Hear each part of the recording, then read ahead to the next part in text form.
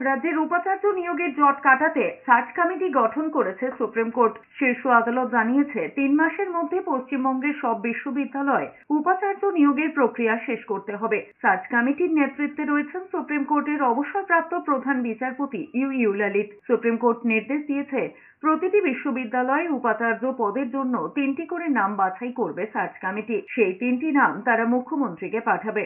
মুখ্যমন্ত্রী ওই 3টি নামের মধ্যে থেকে একটি নাম বাছাই করে রাজভবনে পাঠাবেন। তাকে সংশ্লিষ্ট বিশ্ববিদ্যালয়ে উপাচার্য হিসেবে নিয়োগ করবেন রাজ্যপাল। তবে সার্চ কমিটির বাছাই করা নাম যদি মুখ্যমন্ত্রীর পছন্দ না হয়, তিনি সুপ্রিম কোর্টের দ্বারস্থ হতে পারেন।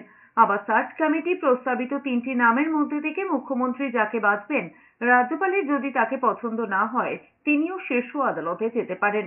সুপ্রিম কোর্ট স্পষ্ট জানিয়েছে আগামী 2 সপ্তাহের মধ্যে এই প্রক্রিয়া শুরু করতে হবে।